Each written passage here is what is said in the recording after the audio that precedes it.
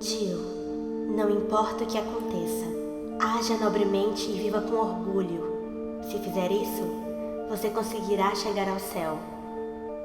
Eu imagino se minha mãe realmente acreditava nessa história de ir para o céu, no fim das contas.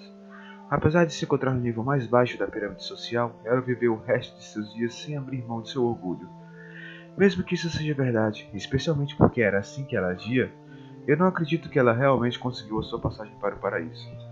Eu não acredito. Ela era tão nobre e orgulhosa quanto era pura, correta e bela, de uma maneira quase divina. Ao mesmo tempo não passava de uma incorrigível tola. Eu odiava essa tolice incorrigível. Por exemplo, nós éramos uma família realmente pobre e constantemente precisávamos nos preocupar com a próxima refeição. Enquanto ela e eu, seu filho, vivíamos naquele ambiente e passávamos tanta fome, ela ainda assim gastava metade do seu dinheiro conquistado depois de tanto trabalho duro com as crianças famintas de nossa vizinhança. E não só as crianças, os idosos e às vezes até os animais também. Tal caridade com indivíduos tão fracos era meio que seu fardo. Qual é a palavra mesmo? Ah, compaixão. Ela emanava esse sentimento. O que era isso, senão tolice? Ninguém podia ajudar aquilo, só odiar. A maneira como ela colocava a si mesma, bem como sua família, em segundo plano era algo nobre e digno de se orgulhar. Contudo, naquela escória onde nós vivíamos, ninguém ligava para esse tipo de coisa. Dependendo do local, como onde vivia a família Joestar, aquela cidadezinha bucólica, tais atitudes seriam compreensivelmente reconhecidas. Contudo, naquela cidade pior do que uma trincheira, sendo bem sincero, minha mãe era alvo de piadas. Tanto as crianças que aceitavam sua caridade, quanto os idosos riam de minha mãe. Eles gargalhavam como se ela fosse uma grande piada. E eu acreditava que eles estavam absolutamente certos, o suficiente para eu querer me unir a eles e rir também. A minha raiva contra a minha mãe era superior àquilo. Portanto, eu não me dei ao luxo, mas fiquei tentando a realizar tal ato. Minha mãe era tola, uma tola incorrigível. Seja como for, como filho daquele saco de deboches que era aquela mulher, eu fui por vezes desprezado. Eu não poderia deixar essas pessoas rirem da minha mãe assim. Mas quando eu fui tirar satisfação, minha mãe me repreendeu. Em vez de repreender aqueles que debochavam dela, ela me repreendeu, e isso me deixou furioso. Não faça isso, Jill. Você não pode depender tanto assim da violência em sua vida. Se continuar fazendo isso, você não vai para o céu. Parando para pensar, acho que era a frase favorita dela. Palavras com significados concretos, como se elas fossem um tipo de mantra. Ela dizendo isso dava a impressão de que era só dizer a palavra céu e estaria tudo salvo. Eu tive que acreditar nisso porque os sentimentos daquela mulher eram totalmente incompreensíveis para mim. Não, mesmo se eu realmente acreditasse, ainda assim, ela ainda era compreensivelmente uma pessoa enigmática.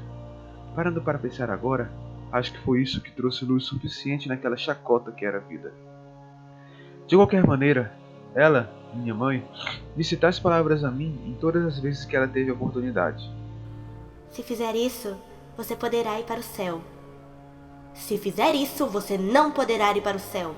Céu, céu, céu. Eu me irritava toda vez. Minha mente infantil era alvo de constantes irritações. Acreditei que tais palavras eram irracionais. Eu não conseguia perdoar a minha mãe.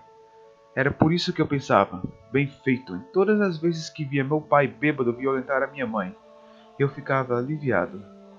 Agora pode parecer tolice, mas quando criança eu gostava mais do meu pai do que da minha mãe. Acreditava que um pai escória, insignificante e sem esperança era melhor do que a minha nobre e orgulhosa mãe.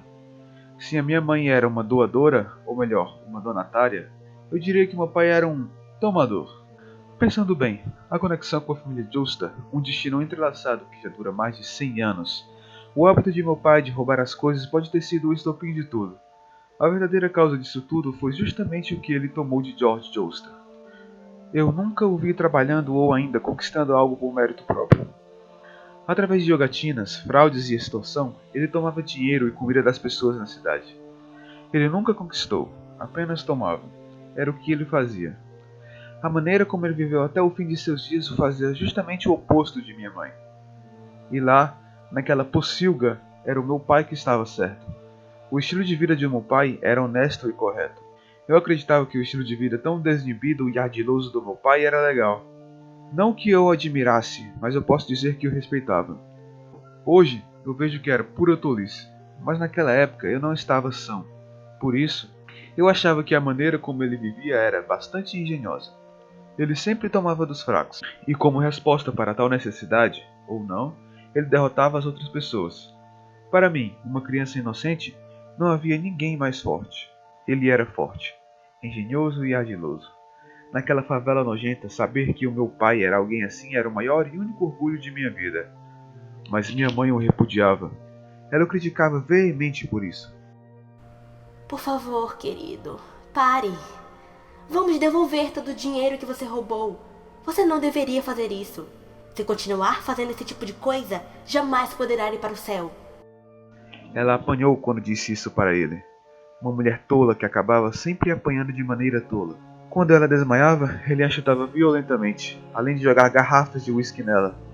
Eu só vim a descobrir isso depois, mas eu quase tive um irmão ou irmã caçula que teria sido perdido graças àquela violência. É uma história cruel. É, de fato uma história cruel, não é? Com certeza é. Contudo, apesar de toda aquela violência diária, ela seguiu firme até o seu fim. No mais baixo patamar da sociedade, naquele ambiente terrível, ela falava de justiça, ética e moral.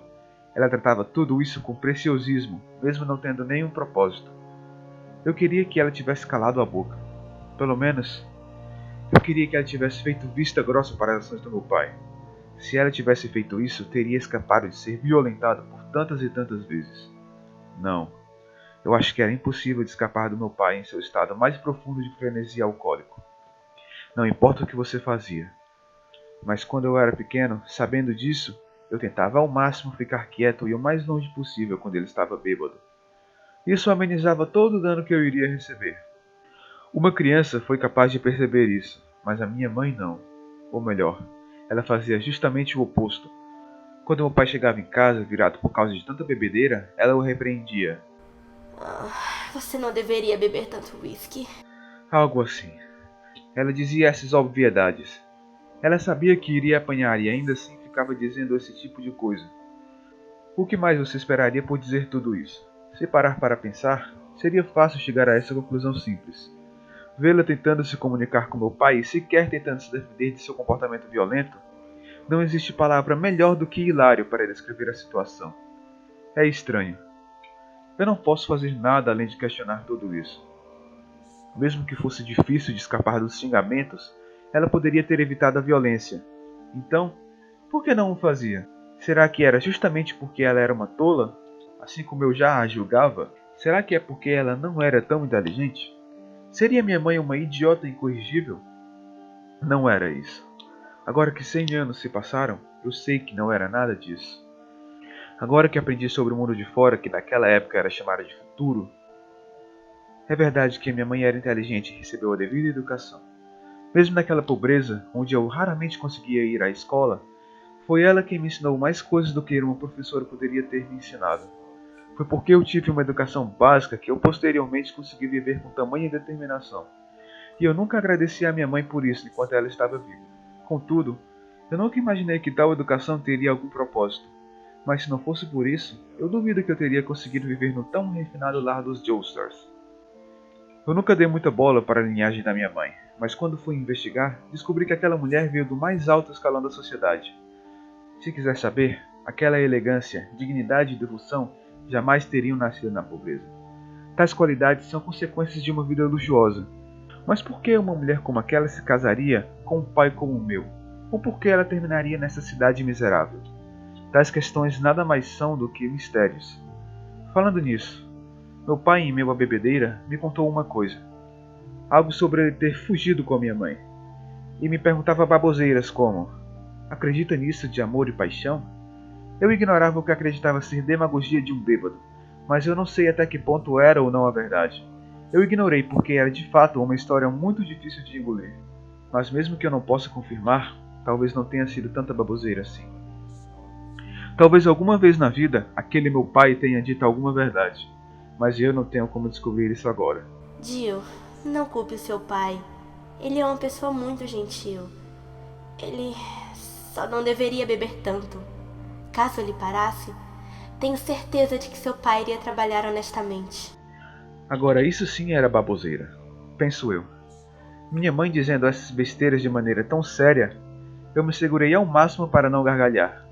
Queria ter perguntado como ela conseguia ser tão tola. Ele, uma pessoa gentil? Se ele parasse de beber, como alguém em sã consciência era capaz de dizer asneiras como essa? Tudo que eu pude pensar é que ela tinha ficado louca depois de apanhar tanto. Se alguém acreditar nessa história, talvez até dissesse que são um casal perfeito. Só que não importa como você as interprete, os dois formam o casal mais improvável do mundo. Para minha mãe, viver como a esposa de um homem tão baixo como meu pai era o principal motivo de fazer o bem. Aquele objetivo de ir para o paraíso. Tudo aquilo não passava de tortura. Ou talvez fosse a coisa mais caridosa do mundo que alguém poderia ter feito. Talvez ela tivesse pensado que se aproximar do meu pai, permanecendo casada com ele até o resto de sua vida, fosse uma missão designada a ela por Deus. Ou algo assim. É uma hipótese bastante audaciosa. Eu não tenho nada que a confirme, mas se era isso mesmo, eu jamais poderia entender. A vida dela era incompreensível. Era a piada da cidade, mas ainda assim tentou ajudá-lo. Era violentada por ele, mas ainda assim tentou sustentá-lo. Todos os dias, ela trabalhava à beira de entrar em colapso, e eu esperava pelo dia quando isso realmente aconteceria. Eu realmente não consigo entendê-la. No fim das contas, ela conseguiu chegar ao paraíso? Eu acho que não. Ela não iria a lugar algum. Ela não tinha para onde ir, e não tinha para onde voltar.